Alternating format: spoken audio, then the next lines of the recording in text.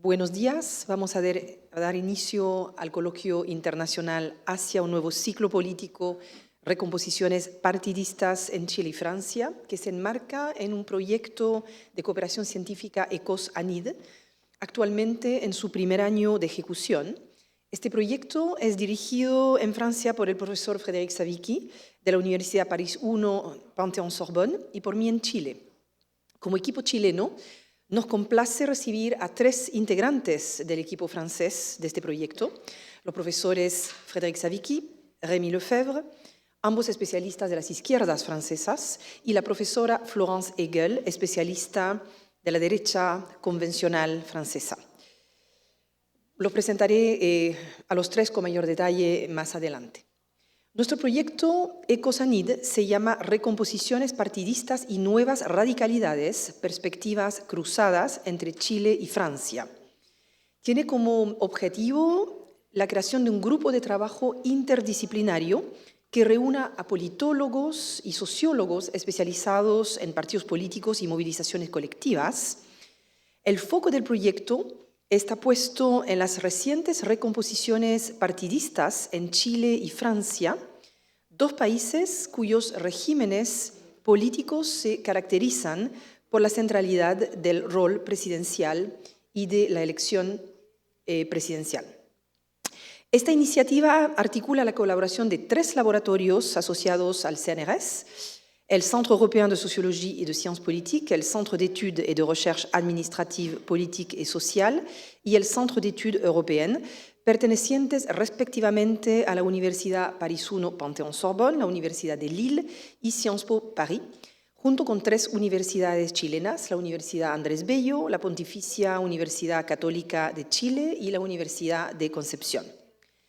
El proyecto se inscribe en una colaboración previa desarrollada en el marco del programa ECOS-ANID entre los años 2006 y 2008, centrada en la sociología de los partidos y de la militancia. Sin embargo, las transformaciones recientes y casi simultáneas de los sistemas de partidos en Francia a partir de 2017 y en Chile desde el 2019 nos han llevado a retomar y profundizar esta cooperación en torno a una pregunta más específica: ¿cuáles son los factores que explican la emergencia de nuevas radicalidades sociopolíticas? ¿Qué formas adoptan y qué efectos producen sobre los partidos y sobre el sistema de partidos en su conjunto? Con radicalidad nos referimos a una lógica cada vez más confrontacional que atraviesa la esfera política en ambos países. Se manifiesta también en la aparición de organizaciones políticas de derecha e izquierda radicales, ya sea de carácter institucional o movimentista. Estas nuevas radicalidades reflejan una creciente polarización social y política, que es la que queremos explorar comparativamente desde las similitudes entre ambos sistemas políticos y a pesar de sus diferencias históricas y contextuales, en particular en relación a las culturas políticas respectivas. Entre estas similitudes y a modo de introducción general podemos destacar el sistema presidencialista que comparten ambos países, o sea, la centralidad de la figura presidencial con importantes atribuciones en la toma de decisiones y en la conducción del Ejecutivo, también un sistema multipartidista, la centralidad del poder legislativo y, sobre todo, grandes desafíos ligados, por un lado, a una creciente polarización política. Las fuerzas políticas, en efecto, en ambos contextos se han fragmentado y la radicalización de los electores se ha manifestado en las últimas décadas. Por otro lado, hay desafíos en ambos contextos de representación y gobernabilidad. Ambos países las comparten, aunque de forma distinta. Para abordar estos temas, damos inicio a este coloquio con una conferencia a cargo del profesor Frédéric Savicki, a quien voy a presentar a continuación, titulada Realineamientos electorales y polarización del sistema de partidos en Francia y Chile. Si bien la exposición se centra principalmente en el caso francés, la ponencia está pensada en clave comparativa con Chile, en el marco de una publicación conjunta que se encuentra actualmente en desarrollo, lo que permitirá al profesor Savicki explayarse con mayor profundidad. Luego de esta conferencia inaugural tendremos 4 ponencias en espejo, 2 sobre las izquierdas de ambos países, 2 sobre las derechas. Rémi Lefebvre expondrá sobre la fragmentación partidaria y la lucha por el liderazgo en la izquierda francesa. A continuación, Javier Arce, doctoranda del equipo chileno, hablará sobre las dinámicas de poder al interior de la izquierda chilena. Y las dos últimas ponencias estarán dedicadas a las derechas. En primer lugar, Florence Hegel abordará la recomposición de la derecha francesa, preguntándose si se avanza hacia una unión de las derechas. Y finalmente, Nicolás Soma y yo presentaremos una ponencia sobre la derecha chilena, que se llama Entre diferenciación y convergencia, a la luz de los resultados electorales también de ayer. Cada expositor dispondrá de aproximadamente 20 a 30 minutos para su presentación. Y sin más preámbulos, tengo el honor de presentar a Frédéric Savicki, quien dará inicio a la conferencia. Frédéric Savicki es politólogo y sociólogo, profesor de ciencia política de la Universidad Panthéon-Sorbonne. Sus investigaciones se centran en la sociología de los partidos políticos, la militancia, las élites políticas y las transformaciones del compromiso político en Francia. Es reconocido por sus trabajos sobre el Partido Socialista francés y por su enfoque sociológico del campo político, que combina análisis histórico, organizacional, biográfico, etc. Frédéric, te dejo la palabra. Bien, bonjour à tout le monde. Ravi d'être là. Ravi d'être là aussi dans ce contexte très particulier de post-électoral. Je pense qu'un certain nombre d'entre vous avaient été pas mal impliqués hier soir dans tout ce qui s'est passé. Et merci du coup d'être quand même venu ce matin pour essayer de prendre un peu de recul et comprendre ce qui nous arrive, non seulement au Chili, mais aussi en France. Parce qu'effectivement, comme l'a dit Stéphanie, il y a un certain nombre de phénomènes assez similaires ou analogues qui concernent la France et le Chili, et notamment le fait que les systèmes de partis chiliens et français ont longtemps été considérés parmi les plus stables sur leur continent ou sous-continent respectifs, car organisés l'un et l'autre autour de deux blocs, centre-droit et centre-gauche, qui alternent régulièrement au pouvoir. En France, on peut dater ce phénomène d'alternance régulier entre le centre-gauche autour du Parti socialiste comme principal parti de la gauche et du centre-droit autour, disons, des héritiers du Parti gaulliste de 1981. C'est en 1981 que pour la première fois depuis 1958, la gauche remporte les élections présidentielles et législatives et va devenir un parti de gouvernement qui va alterner au pouvoir. Et puis au Chili, sans doute depuis 1989 jusqu'à 2021, c'est ça, voir cette concertation qui, là, au fond, alterne au pouvoir présidentiel et législatif tout en gouvernant de façon assez coordonnée. Donc c'est vrai qu'on a eu, en France et au Chili, au moins pendant 30 ans, une stabilité, en tout cas au niveau des systèmes de partis politiques, ce qui effectivement est un fait assez remarquable. Or, depuis les élections présidentielles et législatives françaises de 2017, ce système de partis fondé autour d'un partage finalement et d'une alternance de pouvoir a complètement cessé, explosé pourrait-on dire.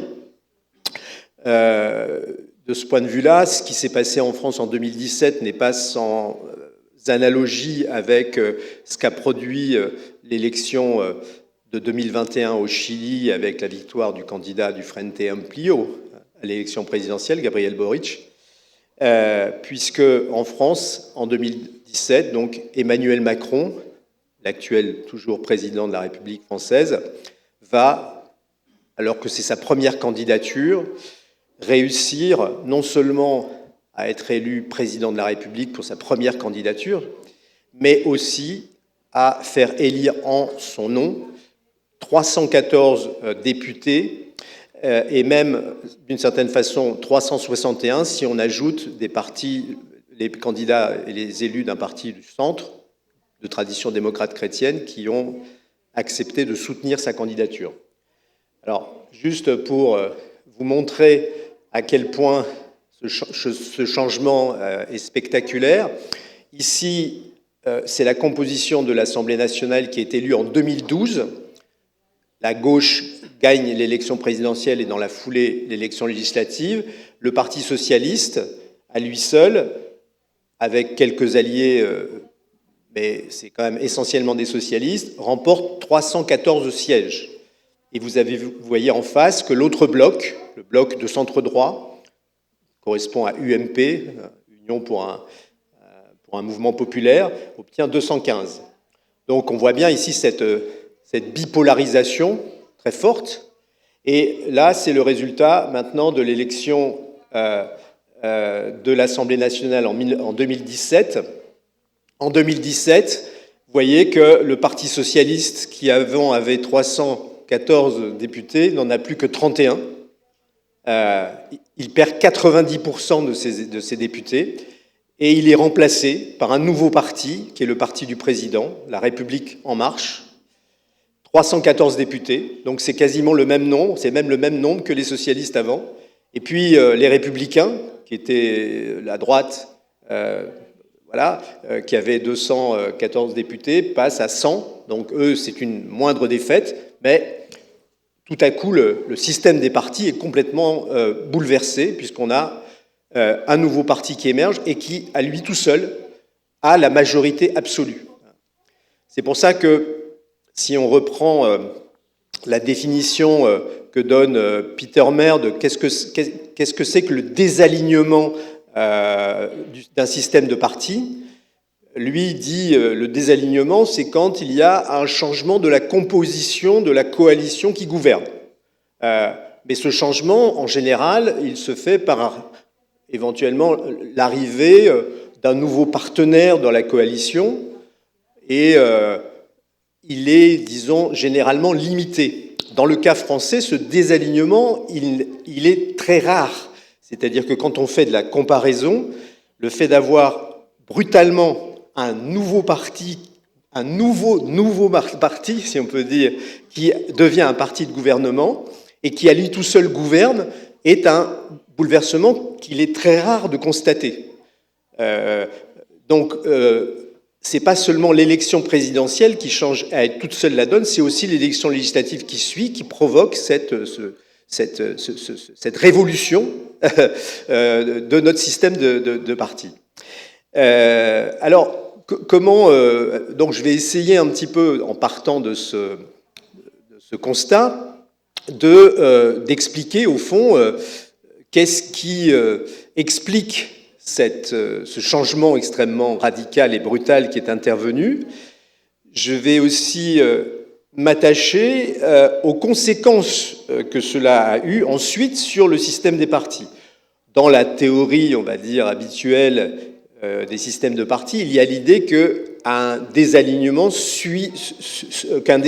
va précéder un réalignement, c'est-à-dire qu'on va passer d'une période d'un système de partis relativement stable à une période un petit peu de changement et de bouleversement, et puis une nouvelle stabilisation.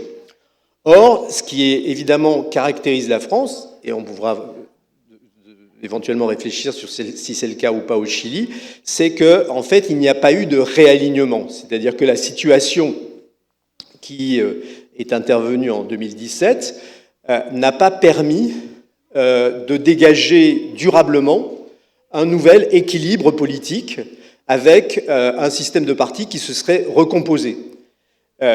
L'émergence du parti La République En Marche, qui est un parti qu'on peut qualifier d'un grand parti centriste, qui a une position centrale, mais aussi centriste dans la philosophie au moins initiale, va provoquer l'émergence forte d'un pôle de gauche et d'un pôle de droite très radical.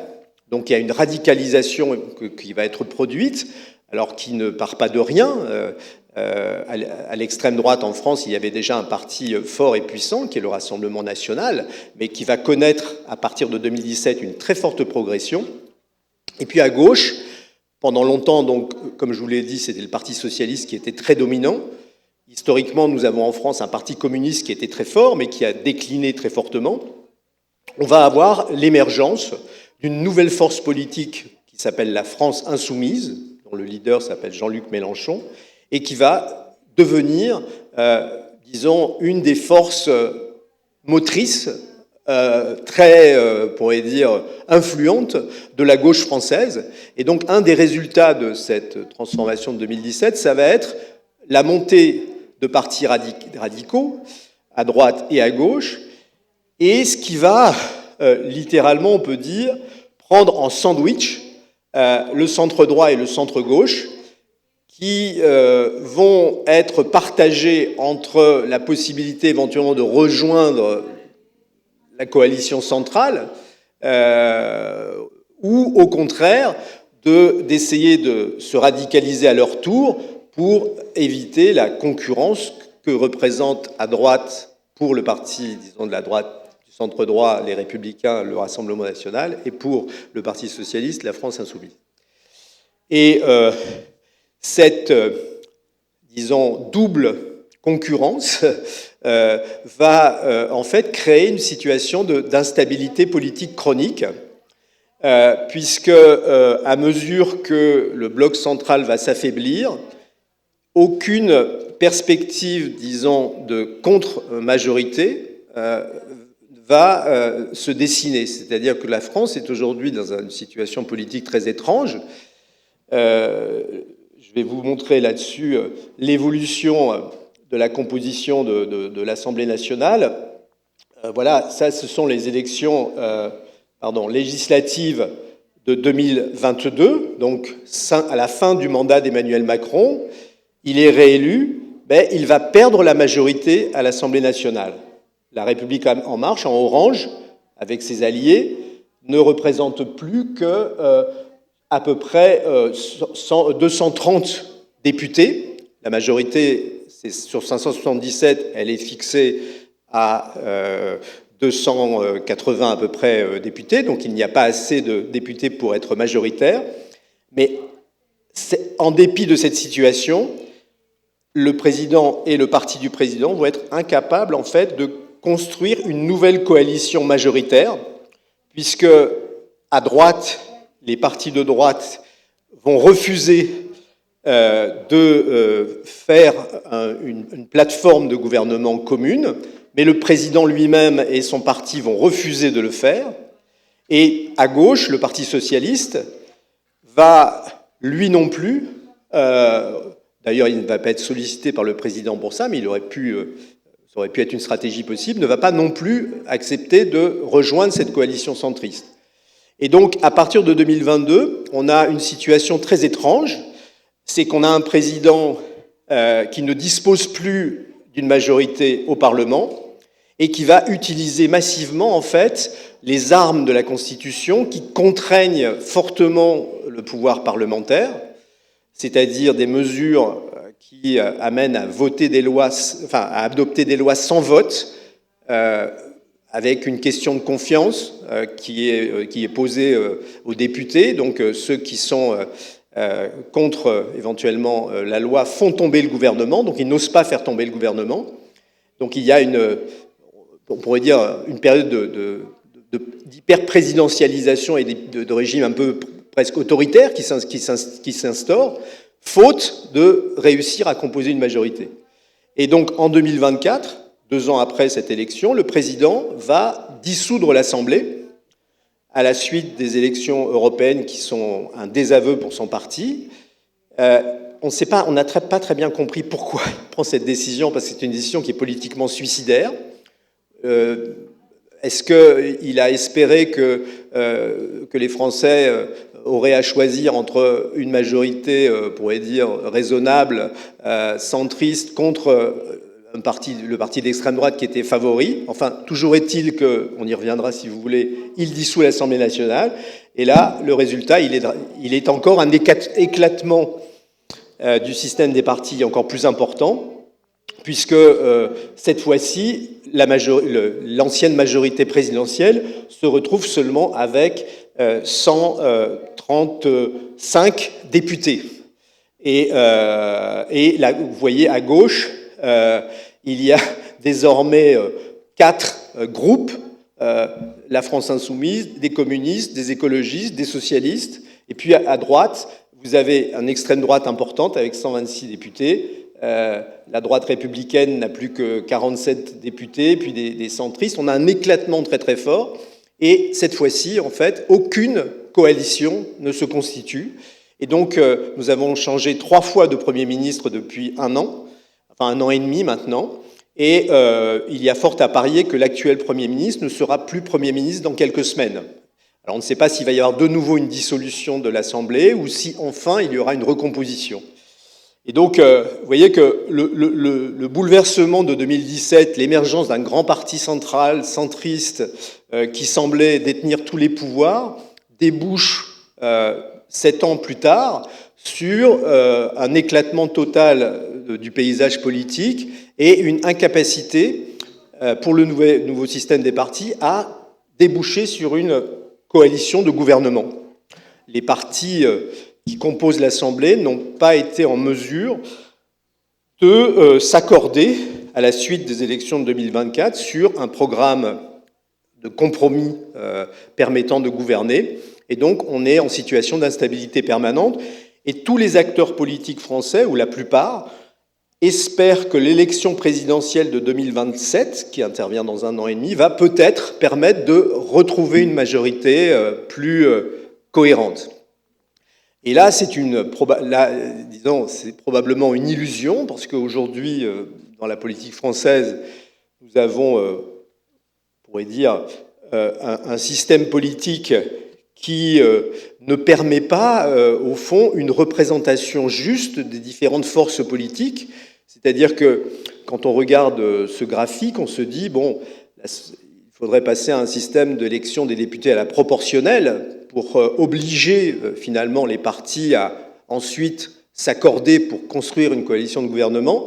Mais il se trouve qu'en France, les députés sont élus au scrutin majoritaire à 2 tours, et ce scrutin majoritaire à 2 tours, il oblige en fait les partis à se coaliser, à droite comme à gauche comme au centre, et une fois que ces élections ont eu lieu, les partis sont prisonniers finalement des accords qu'ils ont passés avant les élections, pour les élections si on peut dire, et donc évidemment, typiquement par exemple à gauche, les socialistes, les communistes, les écologistes, les insoumis, ils se sont mis d'accord pour présenter des mêmes candidats à l'élection législative. Et une fois qu'ils sont élus, ces candidats, il n'est pas question évidemment que ces candidats puissent participer à des coalitions gouvernementales avec des candidats du parti centriste ou avec le parti centriste, parce qu'évidemment, ce n'est pas le mandat qu'ils ont eu de leurs électeurs, et une partie de leurs alliés vont dénoncer cela comme trahison.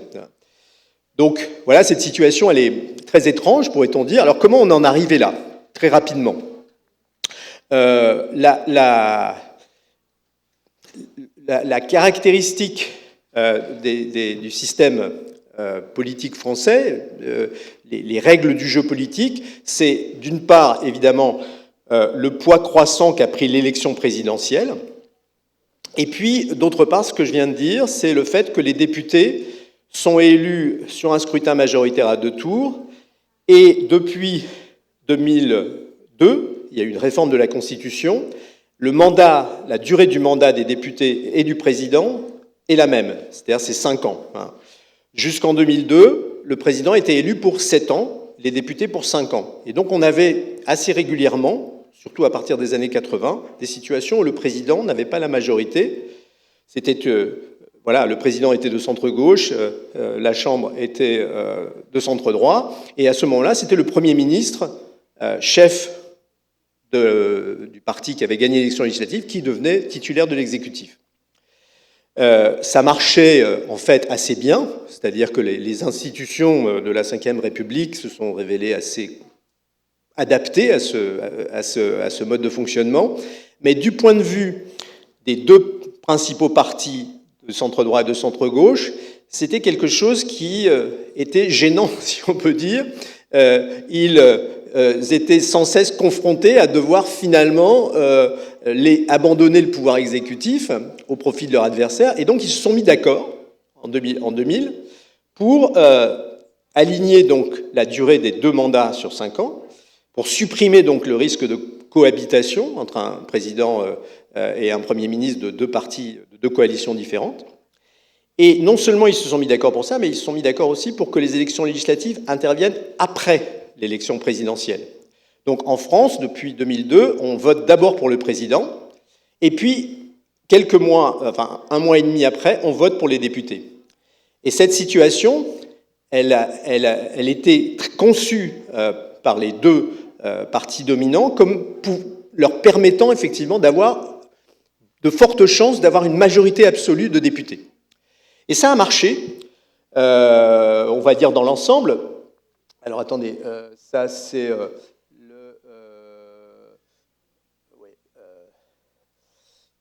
là c'est un tableau qui peut être un peu compliqué, mais vous pouvez regarder les 3 dernières colonnes. Dans les 3 dernières colonnes, j'ai mis le pourcentage de sièges de l'Assemblée qui sont détenus par les 2 principaux partis de droite, de centre-droit et de centre-gauche, et le pourcentage des votes qu'ils obtiennent au premier tour de l'élection législative. Et on voit effectivement que, et la dernière colonne, c'est la différence entre les deux. Donc on a un système électoral qui évidemment favorise les grands partis, puisqu'il y a 2 tours d'élection, et au 2e tour, c'est les candidats qui arrivent en tête de l'élection qui s'affrontent. Donc, dès 1973 jusqu'à 1993, pendant 20 ans, on a un écart favorable, mais qui n'est pas non plus très important. Et progressivement, et notamment à partir de la fin des années 90, on va avoir une distorsion de plus en plus forte, c'est-à-dire que le résultat de l'élection législative, il amplifie la puissance du parti, des 2 partis de la majorité, au point où on a 25 points de différence entre les votes et les sièges. Donc l'effet majoritaire est très très fort, et donc le mode de scrutin législatif permet, en fait, ça veut dire quoi? Ça veut dire que les 2 grands partis, socialistes et gaullistes, pour aller très très vite, sont assurés, même s'ils ne font pas un score très élevé au premier tour de l'élection législative, de gagner l'essentiel des sièges à eux deux dans l'Assemblée. C'est ce qu'on a vu sur le graphique de 2012, par exemple. Alors, donc, ce changement de calendrier électoral et de durée des mandats, il va avoir un autre effet, c'est que l'élection législative en France va perdre son importance, alors qu'elle est en fait essentielle pour pouvoir bénéficier d'une majorité, on le voit depuis 2022, mais les électeurs, en fait, vont de moins en moins souvent voter à l'élection législative. C'est-à-dire que l'élection présidentielle a lieu et tout se passe comme si le résultat de l'élection présidentielle était accepté, y compris par ceux qui ont perdu, en disant, bon, c'est pas la peine d'aller voter, de toute façon, laissons le président avoir sa majorité. Et donc, il y a une surmobilisation des électeurs qui ont voté pour le président à l'élection législative et une sous-mobilisation de ceux qui ont perdu. Et on le voit sur ce graphique, à partir de 2007, là, c'est le pourcentage d'abstention à l'élection présidentielle et l'élection législative en France. J'ai donné les chiffres depuis 1958, c'est la date de la 5e République, de la Nouvelle République française. On voit que... alors, parfois, il n'y a pas de chiffres parce qu'il n'y a pas eu d'élection en même temps, une des élections en même temps, mais quand il y a des élections qui ont lieu en même temps ou qui se suivent, on voit que la différence, elle existe. On vote plus à l'élection présidentielle toujours, ou en tendance qu'à l'élection législative, jusque, disons, 2002. Mais à partir du moment où on institue donc l'élection présidentielle, le mandat de 5 ans et l'élection législative après, là, le décrochage, c'est, vous voyez, 25 points de pourcentage, 24, 25, 29 en 2017. Donc, quand Emmanuel Macron est élu et que ses députés obtiennent, enfin, que son parti obtient 314 députés, en fait, c'est avec un taux d'abstention à l'élection législative de 51%. C'est énorme. En France, c'est beaucoup. Hein. alors qu'à l'élection présidentielle, il n'y avait que 22% d'abstention. Et donc le système qui se met en place à partir de 2002, c'est au fond, tout se joue à l'élection présidentielle et à peu près on est sûr que si on est élu président, on va gagner une majorité à l'Assemblée. Et c'est ce qui se passe jusqu'en 2022. En 2022, ça s'arrête. Mais cette transformation des règles institutionnelles, elle a eu des conséquences très importantes sur les partis politiques. Les partis politiques, à partir de 2002, ils vont tout miser ou miser l'essentiel de leurs ressources sur l'élection présidentielle. Si on ne gagne pas l'élection présidentielle, on a très peu de chances de gagner l'élection législative, donc de l'emporter. Et donc les partis vont progressivement se transformer, les grands partis vont se transformer en devenant des machines à sélectionner le bon chef, le bon candidat pour l'élection présidentielle. Et cette concurrence interne pour le leadership présidentiel va avoir comme conséquence finalement que les identités partisanes, le programme du parti, le travail collectif qui est réalisé au sein des partis politiques va prendre de moins en moins d'importance, y compris donc pour les grands partis. On a une hyper-personnalisation de la compétition politique à l'intérieur même des partis politiques. C'est ce qui explique en France, Rémi Lefebvre en parlera peut-être, que les grands partis vont adopter des primaires ouvertes pour sélectionner leurs candidats, pour donner une légitimité populaire à leurs candidats. Mais ces candidats en compétition pour les primaires, souvent, tournent le dos finalement aux principales propositions de leur parti politique. Et donc, ils affaiblissent, au fond, l'importance de l'identité partisane, des projets collectifs. Et c'est ce qui va aussi expliquer la victoire d'Emmanuel Macron, pas seulement, mais en partie en 2017, c'est que les partis étaient à ce point finalement faibles, peu présents dans la définition finalement de l'organisation de la vie politique, qu'un candidat sorti de nulle part, profitant du discrédit des candidats socialistes, du président qui venait d'exercer le pouvoir et du candidat de droite, va finalement l'emporter à la surprise générale.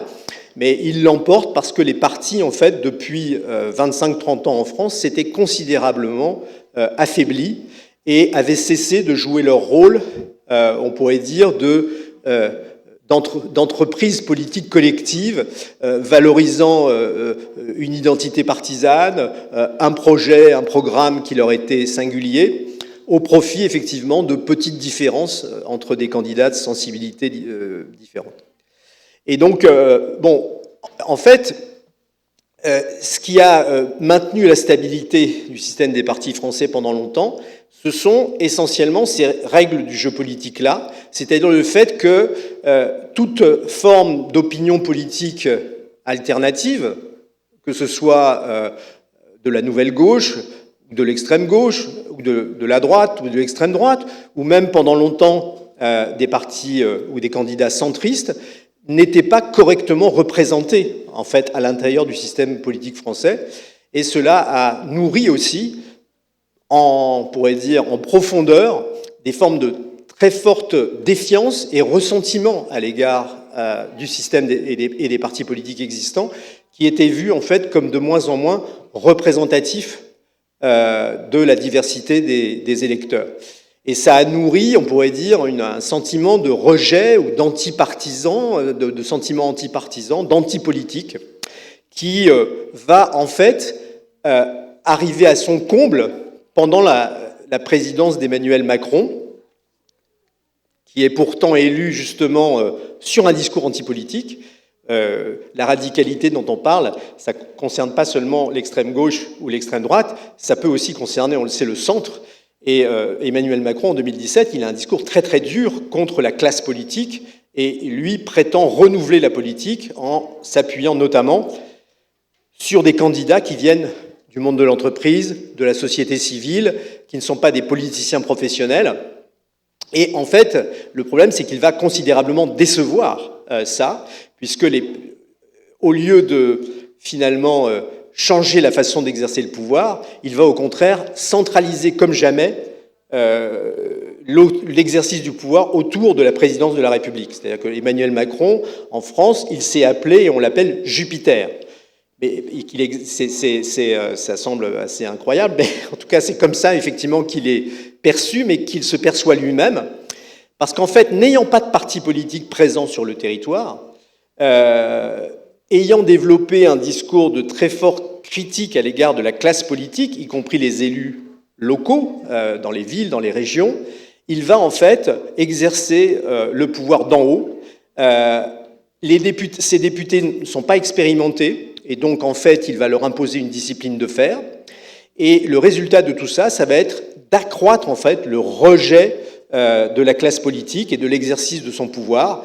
Il y a eu un mouvement en France qui ressemble à ce qui s'est passé au Chili en 2019. Nous, c'était en 2018. 2018-2019, ça s'appelle les Gilets jaunes, Yellow Jackets, je ne sais pas comment on dit en espagnol, qui a exprimé quelque chose qui n'est pas sans parenté avec ce qui s'est passé au Chili, une aspiration à changer les règles de la Constitution. Et la principale revendication, c'était l'instauration d'un référendum d'initiative citoyenne, parce qu'effectivement, le président était vu comme jamais, comme un président totalement... on pourrait dire, au-dessus des attentes des Français, coupé des réalités. Et donc, le paradoxe, si vous voulez, je termine là-dessus, j'ai déjà été trop long, je m'en excuse. Le paradoxe, c'est que celui qui était censé renouveler complètement la politique, qui incarnait une nouvelle force politique, a plutôt finalement adopté des comportements et des manières de faire qui sont le pire de ce que représente le présidentialisme, qui était très critiqué jusqu'alors, mais plus que jamais. Et donc, ce n'est pas pour rien que le Rassemblement national à droite et la France insoumise à gauche ont pu s'approprier ce discours d'une nécessité de changer radicalement les pratiques des institutions. Alors, à droite, à l'extrême droite, ce changement, il passe dans l'esprit du Rassemblement national par le renforcement de l'autorité. Alors, c'est faire du Macron empire, c'est-à-dire qu'il faut renforcer l'autorité du pouvoir du président. Et à gauche, c'est un changement de constitution. Voilà, c'est la même aspiration qui était exprimée au Chili, avec une 6e république qui serait plus horizontale, plus démocratique, où les citoyens seraient davantage associés à la décision. Et pour vous donner juste, pour terminer, une illustration de la montée importante du Rassemblement national depuis que Emmanuel Macron est devenu président en France, vous pouvez constater sur ce tableau qui montre les scores du premier et du deuxième tour de l'élection présidentielle, donc des candidats de l'extrême droite. D'abord Jean-Marie Le Pen, ensuite sa fille Marine Le Pen qui a pris la succession. On est dans un parti familial. Alors Jean-Marie Le Pen et Marine Le Pen en 2017 et en 2002 avaient déjà fait des scores importants. 17,9, 17,8% des voix à l'élection présidentielle.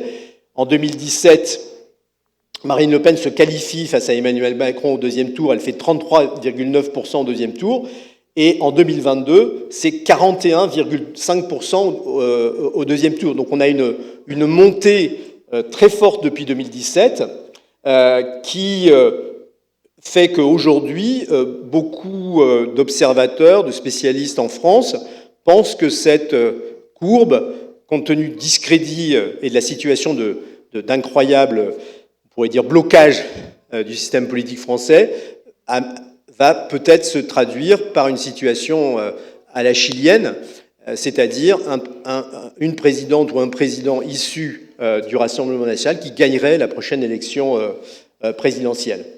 Bon, là, j'avais mis d'autres tableaux, mais sur lesquels je vais pas m'appesantir. Donc, pour conclure, sans vouloir faire des pronostics, est-ce que comme le dit l'article, cette montée de l'extrême droite en France est inexorable ? Il y a un autre scénario qui, pour l'instant, a du mal à se dessiner. C'est effectivement, on pourrait dire, il y a en France aujourd'hui une majorité de gens qui ne sont pas proches des idées du Rassemblement national. Simplement, ils sont divisés et incapables de faire bloc contre le Rassemblement national. Donc, la seule façon, effectivement, de pouvoir éviter l'arrivée du Rassemblement national, ce serait, et là, la comparaison avec la situation chilienne est intéressante, puisque ça n'a pas marché, mais il y a quand même eu au moins un accord entre le Frente Amplio, les communistes, les socialistes, les démocrates chrétiens, pour organiser des primaires et désigner un candidat. En France, on est très loin de ça. Il n'y a pas d'accord entre le centre-gauche, la gauche radicale et peut-être même une partie du centre-droit pour présenter un candidat commun, sélectionner un candidat commun et éventuellement accepter ensuite de gouverner ensemble. Et donc c'est vrai que ça n'a pas suffi au Chili pour empêcher l'arrivée de Caste au pouvoir, mais alors en France, on est très très très loin, très en retrait de ce point de vue-là par rapport au Chili, puisque tous les partis qui vont du centre-droit à la gauche radicale, là, aujourd'hui, risquent de se présenter divisés au moment de l'élection présidentielle, ce qui ne peut que favoriser le seul ou la seule candidate du Rassemblement national qui, elle, a fait bloc et est soutenue très largement déjà par les électeurs. Voilà, j'ai été trop long, je m'en excuse, mais au moins j'essaie de présenter, et puis mes collègues approfondiront la situation un peu générale française. Merci beaucoup.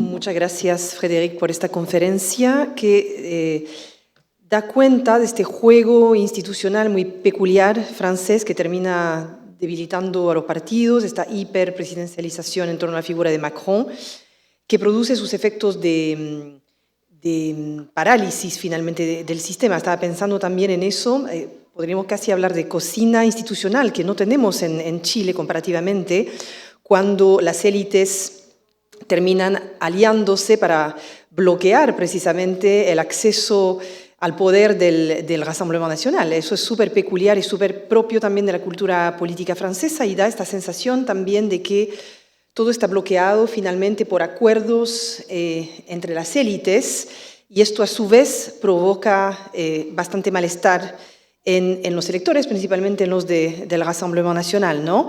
La pregunta, y bueno, diste elementos de respuesta, por supuesto, sobre la cual vamos a volver, es ¿por qué? Bueno, la respuesta esta vez es obvia, pero ¿por qué se radicaliza el sistema por ambos lados, digamos, ¿no? Por la izquierda y por la derecha? Obviamente, si el centro está ocupado por el macronismo, tiende probablemente a tener un efecto sobre esa radicalización. Así que volveremos sobre tu conferencia al final, al momento de las preguntas. Ahora escucharemos a Rémi Lefebvre sobre la lucha por el liderazgo en la izquierda francesa. Rémi Lefebvre es un politólogo francés especializado en el estudio de los partidos políticos y la vida democrática. Es profesor en la Universidad de Lille. Sus investigaciones se centran en la militancia, el funcionamiento interno de los partidos, en particular el Partido Socialista francés, y las transformaciones de la política contemporánea. Es un analista reconocido por su mirada crítica sobre los desafíos actuales de la democracia. Así que, Rémi, te doy la palabra. Bien. Bonjour à tous. Merci beaucoup pour cette invitation. Donc effectivement, je suis un spécialiste de la gauche, mais ce qui est assez intéressant, c'est que mon objet de recherche a évolué ces dernières années, un peu comme la vie politique française, puisque j'étais un spécialiste du Parti socialiste et je suis désormais plutôt spécialiste de la France insoumise et de la République en marche, puisque je compare ces deux nouveaux partis. Alors, Frédéric a planté le décor globalement de la transformation du système partisan. Donc moi, je vais m'attacher, même s'il l'a déjà évoqué, à approfondir la question du système partisan à gauche et aborder la question du leadership à gauche, hein, c'est-à-dire de la captation de la position dominante à gauche. Alors, comme Frédéric l'a déjà dit, le système politique dans son ensemble a beaucoup changé et la configuration des forces à gauche s'est beaucoup transformée depuis 2017. Donc depuis 2017, comme l'a dit Frédéric, on avait une force dominante à gauche, le Parti socialiste, alors qui avait acquis cette position dominante à la fin des années 70 face au Parti communiste. Hein, donc je vais pas remonter trop loin, mais en gros, après 1945, après la Deuxième Guerre mondiale, c'est plutôt le Parti communiste qui est la force dominante à gauche. Et dans les années 70, il y a une alliance des forces de gauche autour de l'Union de la gauche. Et à partir de 78, c'est le Parti socialiste qui prend le dessus sur le Parti communiste. Et donc, le Parti socialiste, de 1978 à 2017, va être le parti dominant à gauche, hein, de la même manière qu'on va observer à droite, mais Florence va l'évoquer, une domination d'un parti de droite. Donc on est dans cette situation qu'a évoqué Frédéric, de ce que Katz-Hemer pourrait appeler un cartel partisan, un duopole partisan, hein, entre 81, je vais aller vite, entre 81, entre même le début des années 70 et 2017, les partis politiques dominants à gauche et à droite, et donc à gauche le Parti socialiste, se partagent le pouvoir.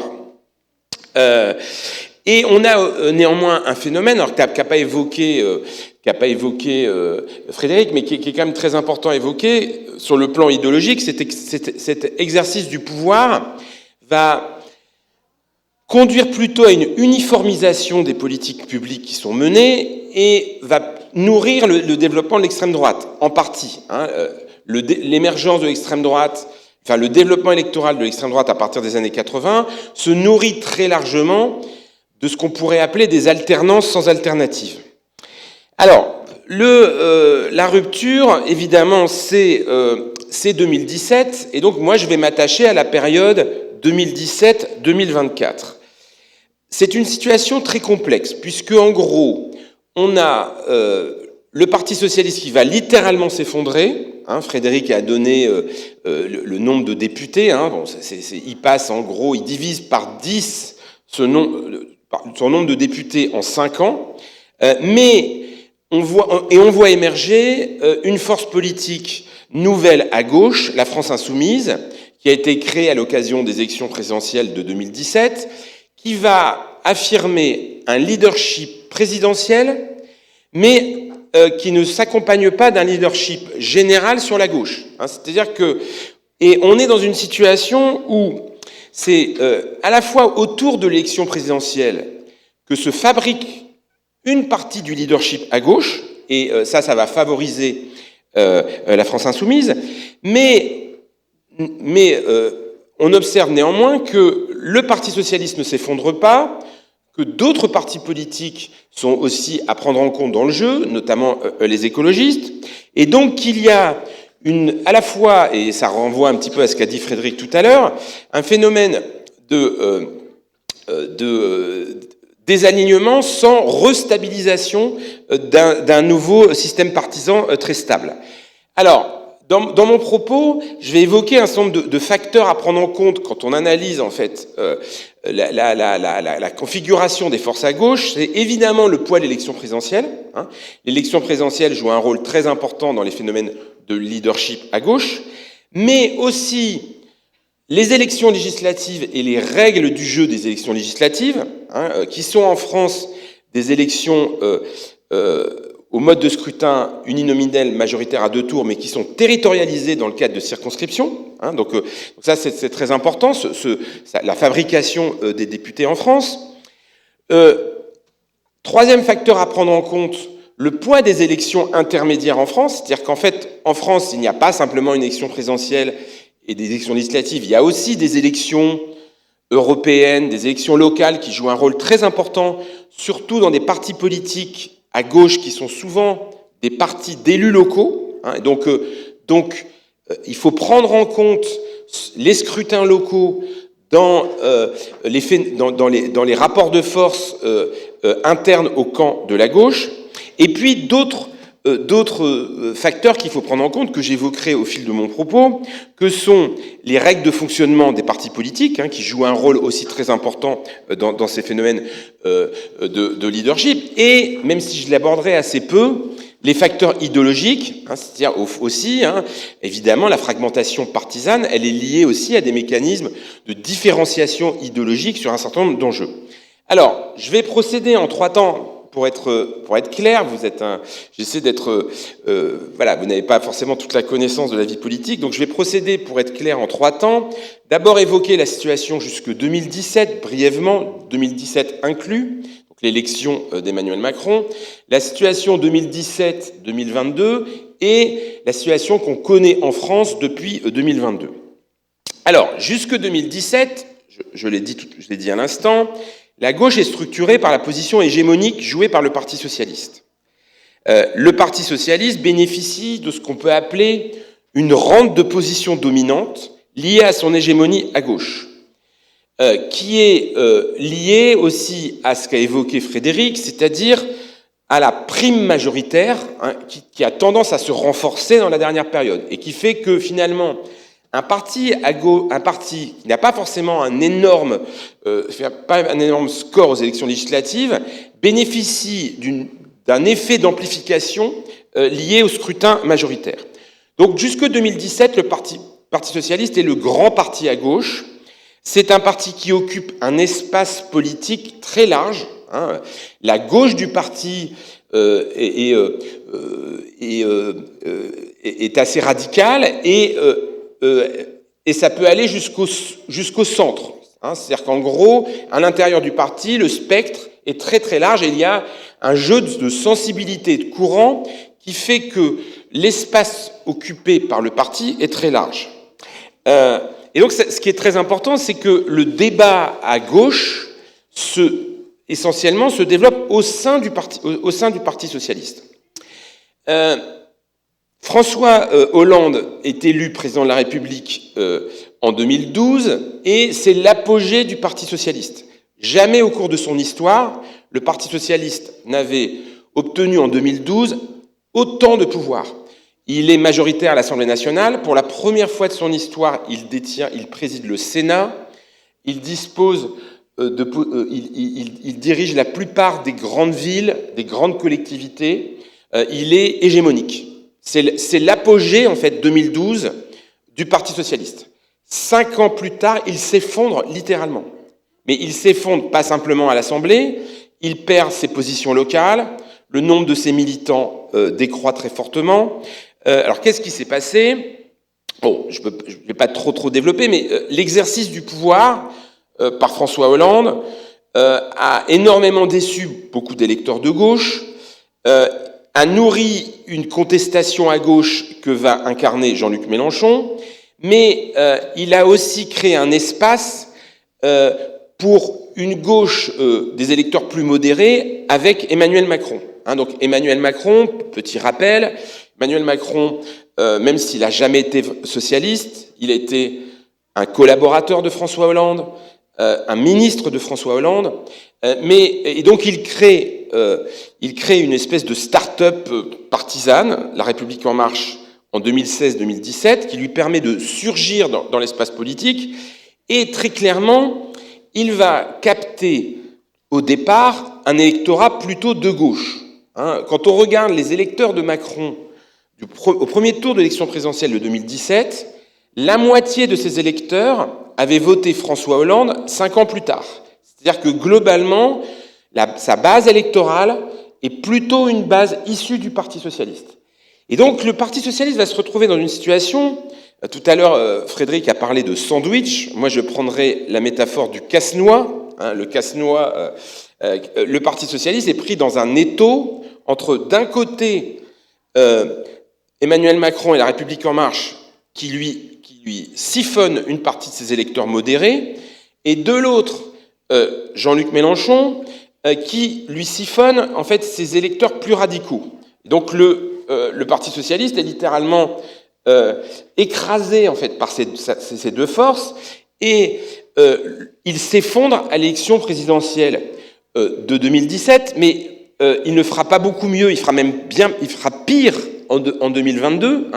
La candidate socialiste de l'époque, la maire de Paris, Anne Hidalgo, fait moins de 2% à l'élection présidentielle. Bon. Donc, on observe une situation donc, à partir de 2017 où le PS va littéralement s'effondrer et très clairement, le leadership présidentiel passe à la France insoumise. La France insoumise, Jean-Luc Mélenchon, et avec 17% aux élections présidentielles de 2017, devient le candidat de gauche qui notamment va capter, alors là on pourra en discuter, parce que c'est un mécanisme très important sur le plan électoral des recompositions à gauche, il va capter au premier tour de l'élection présidentielle de 2017, et ça sera encore plus marqué en 2022, ce qu'on appelle en France le vote utile. Le vote utile, c'est-à-dire que les électeurs de gauche vont voter au premier tour, non pas pour le candidat qui a leur préférence idéologique, mais ce qu'ils jugent être le moins mauvais candidat pour eux, mais surtout le candidat qui maximise les chances de la gauche, c'est-à-dire du camp de l'électeur, d'être au deuxième tour. Ce mécanisme du vote utile, il est très important parce qu'il a bénéficié au Parti socialiste avant 2017 et il profite beaucoup à Jean-Luc Mélenchon à partir de 2017 et 2022, même si Jean-Luc Mélenchon récuse ce mécanisme. C'est-à-dire qu'il considère, en fait, et c'est assez normal, qu'il est propriétaire de ses voix. Au fond, les électeurs de gauche ont voté par adhésion à Jean-Luc Mélenchon, alors que très souvent, pour à peu près la moitié de ces électeurs, ils ont voté par défaut pour Jean-Luc Mélenchon, faute d'un autre candidat. Donc là, c'est très important parce que toute la bataille du leadership à gauche à l'élection présidentielle, c'est d'être le candidat qui est le mieux placé dans les sondages à l'approche du scrutin pour pouvoir capter ce vote utile. Alors, la poussée du mélenchonisme, alors ce qui est très intéressant sur Mélenchon, mais je vais pas être très très long, c'est que dans un premier temps, Jean-Luc Mélenchon, notamment entre 2017 et 2022, il va adopter une stratégie que je vais qualifier par commodité de populiste, c'est-à-dire qu'il se construit contre la gauche traditionnelle, et d'ailleurs il abandonne quasiment le terme de gauche, et c'est ce qu'on appelle le tournant populiste de Mélenchon, et donc pour en fait essayer de se dégager du discrédit de la gauche traditionnelle. Bon. Stratégie qu'il va ensuite très largement infléchir, puisque à partir de 2022, il adopte une stratégie d'union de la gauche beaucoup plus traditionnelle. Bon, donc Jean-Luc Mélenchon est relativement pragmatique sur le plan des alliances et du positionnement politique, même si sur le plan économique, son programme est une forme de gauche radicale. Bon, donc voilà un petit peu ce qu'on peut dire jusque 2017. Alors, qu'est-ce qui se passe après 2017 et là, on va évoquer non pas l'élection présidentielle, mais d'autres types de scrutins. Le Parti socialiste aurait pu quasiment... Il y avait un scénario qui se dessinait à partir de 2017, c'était la disparition du Parti socialiste. On aurait pu... alors c'était... un effondrement qui s'accélère et qui fait que le Parti socialiste disparaisse quasiment de la vie politique. Ce scénario ne s'est pas du tout produit. C'est-à-dire que le Parti socialiste a manifesté une forme de résilience qui est notamment, qui est appuyée sur le fait que c'est un vieux parti, qui a une culture partisane enracinée dans le système politique français, mais surtout qui est un parti qui est très implanté localement. Alors c'est un parti d'élus locaux qui détient de nombreuses mairies, de nombreux départements, de nombreuses régions, et qui s'est replié sur ses bases locales. Or, en fait, la France insoumise est un parti qui est très peu implanté localement et qui n'est d'ailleurs pas très intéressé par les élections locales et qui n'a pas non plus les moyens, en fait, parce que c'est un parti très informel, c'est un parti que Mélenchon qualifie de gazeux, peu structuré, et donc le Parti socialiste va entre 2017 et 2022, résister au niveau local, notamment, et maintenir une position, même marginale, dans le système politique.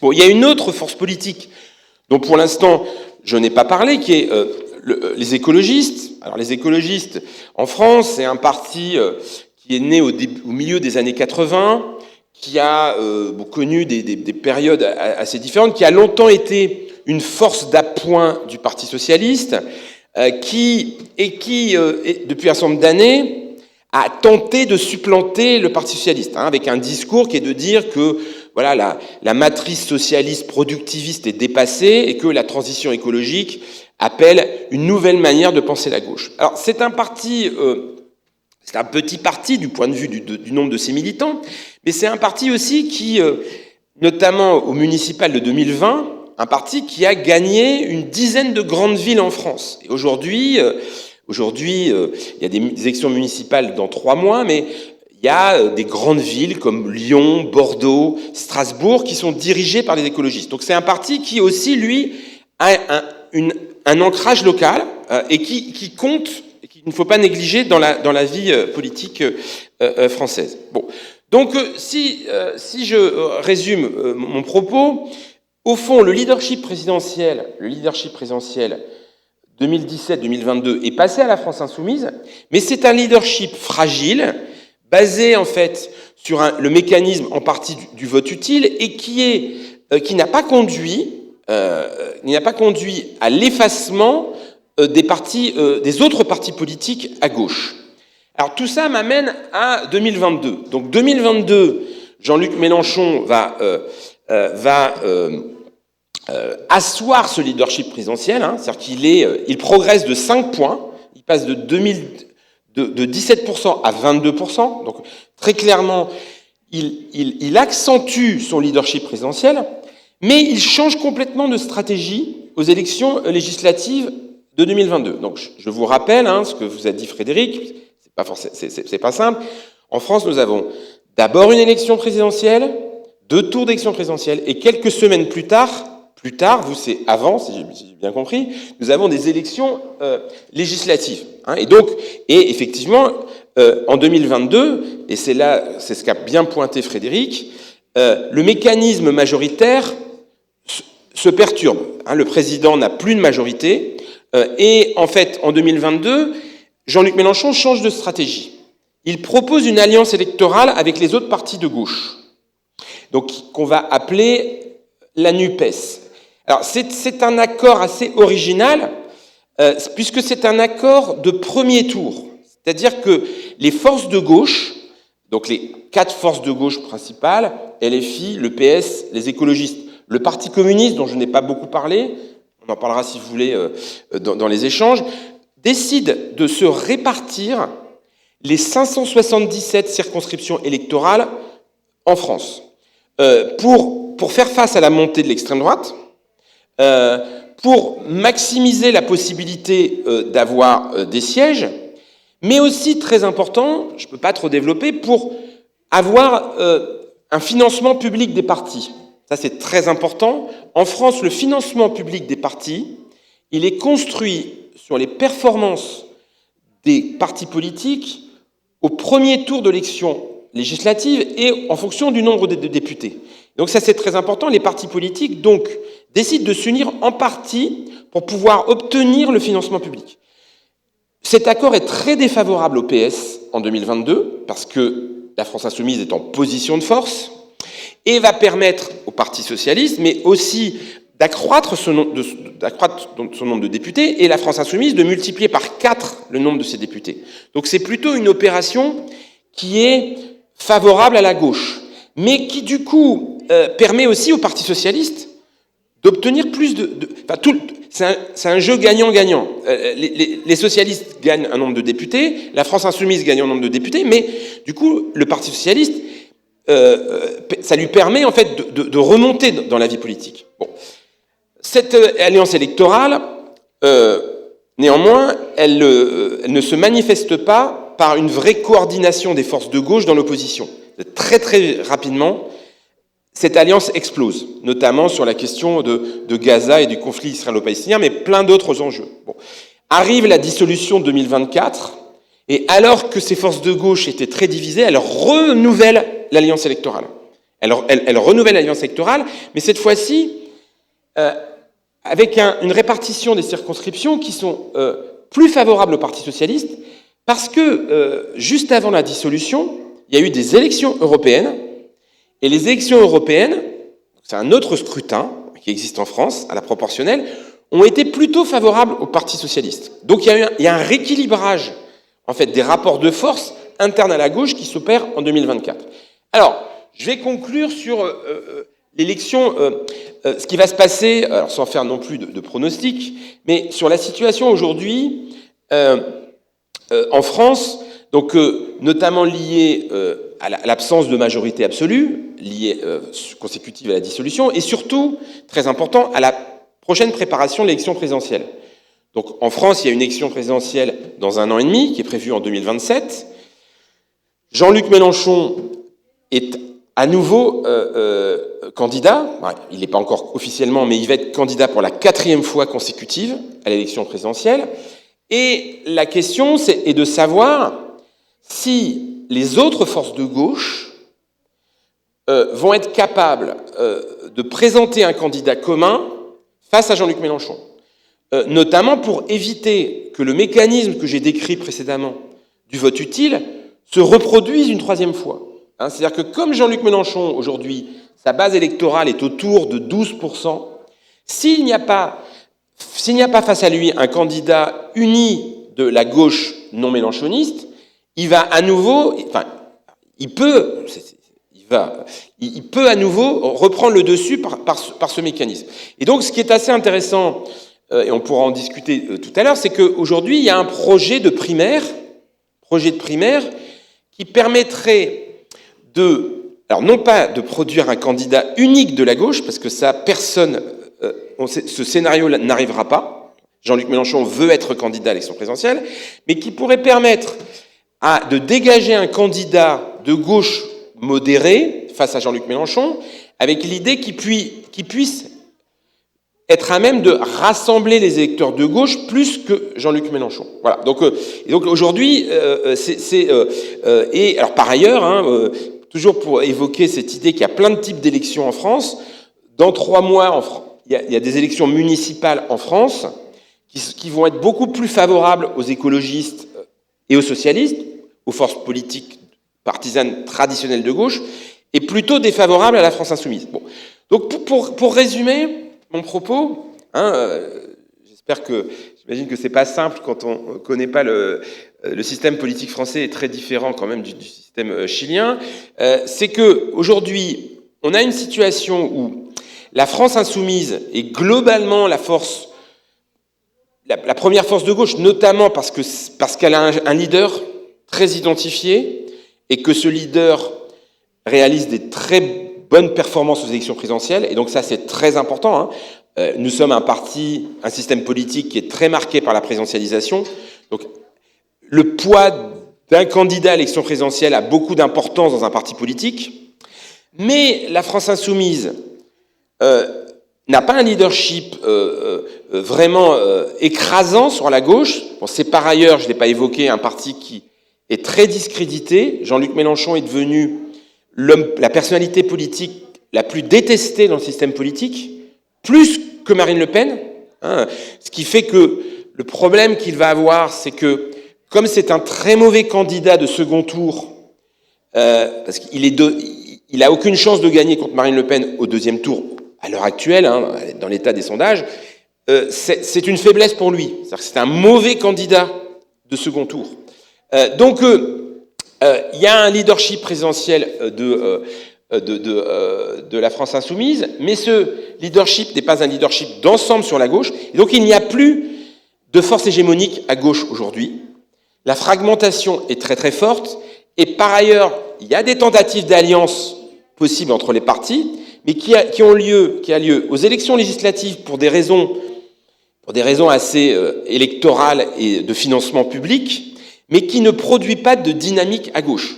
Bon, et je termine là-dessus, c'est un élément, cette désunion, cette fragmentation est un élément, une une des dimensions de l'affaiblissement de la gauche en France.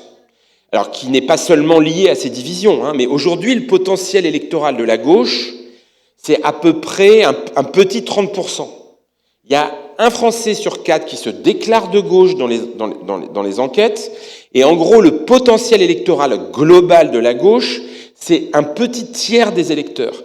Bon, ce qui est un énorme problème, parce que la gauche est à la fois faible et divisée. Alors, est-ce qu'elle est divisée parce qu'elle est faible ou faible parce qu'elle est divisée? C'est assez complexe, ce mécanisme.